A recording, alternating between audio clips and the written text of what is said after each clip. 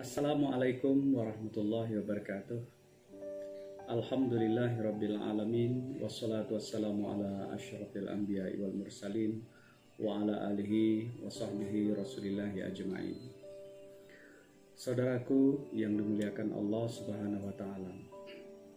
Di bulan suci Ramadan ini kita menghadapi begitu banyak godaan, cobaan dan tantangan karena kebetulan Ramadan 1441 Hijriah ini kita berada di tengah pandemi COVID-19 yang mudah-mudahan dalam waktu dekat akan segera berakhir.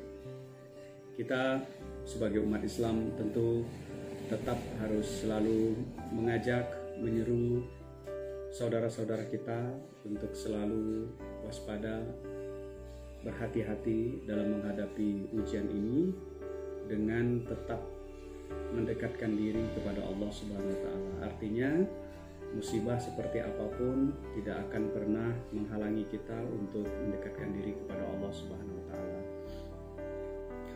Saudaraku yang dirahmati Allah Subhanahu wa taala, ketika kita berbicara tentang mengajak atau menyeru saudara-saudara kita untuk berjalan kepada kebaikan, maka di dalam Islam kita mengenal istilah dakwah. Jadi dakwah itu berasal dari akar kata da'a yad'u da'watan, yang artinya adalah mengajak atau menyeru. Jadi harus dibedakan antara dakwah dengan amar ma'ruf. Kalau amar ma'ruf itu memerintah, menyuruh kepada yang baik, sementara dakwah adalah mengajak.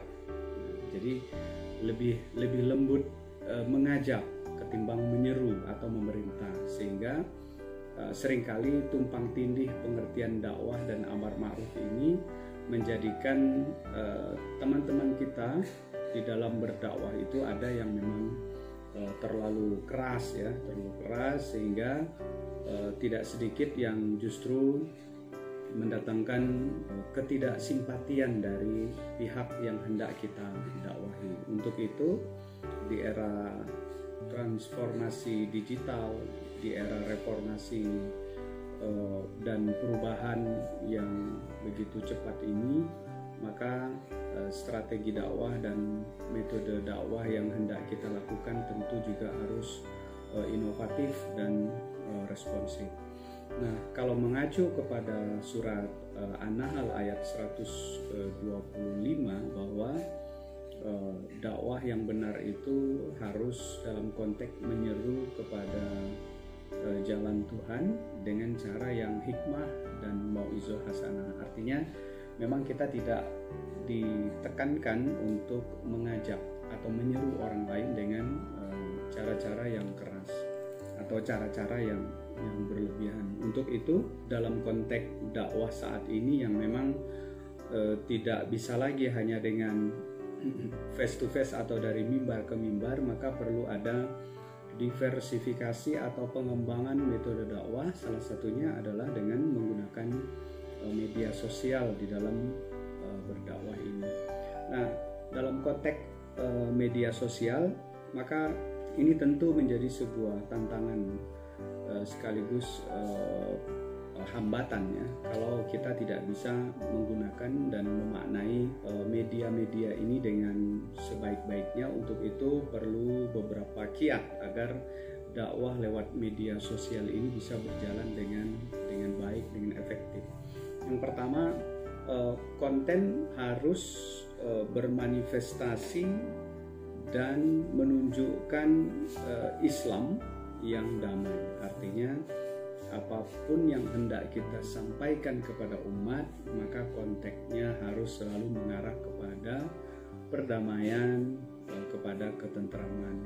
Nah, jika konten yang kita hadirkan itu jauh dari konteks kedamaian dan perdamaian, maka kita khawatirkan dakwah kita justru akan mendatangkan penolakan dari masyarakat yang hendak kita dakwahi. Untuk itu, kelompok-kelompok Islam yang wasatiyah, yang moderat harus lebih giat lagi untuk dapat menyebarkan Islam, berdakwah melalui media sosial ini dengan mengedepankan kesantunan, mengedepankan kelembutan dan kasih sayang.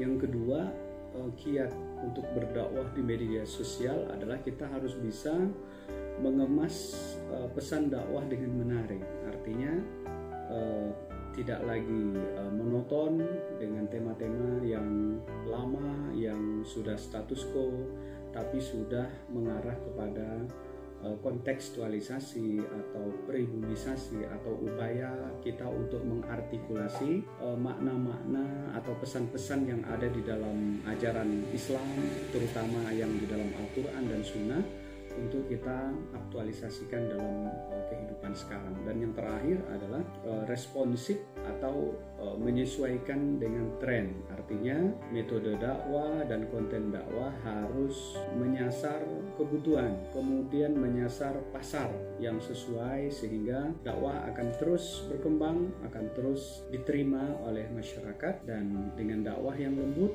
dengan dakwah yang baik, maka tentu akan menghadirkan beragama yang baik pula.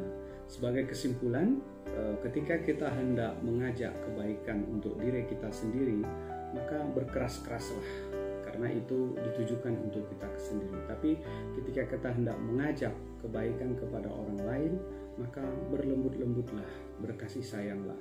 Mudah-mudahan dakwah Islam akan dijadikan sebagai cara kita di dalam membesarkan Islam, mengembangkan Islam dengan sedamai-damainya, dengan seruku-rukunya. Nasrun minallahi wa fathun qarib. Wassalamualaikum warahmatullahi wabarakatuh.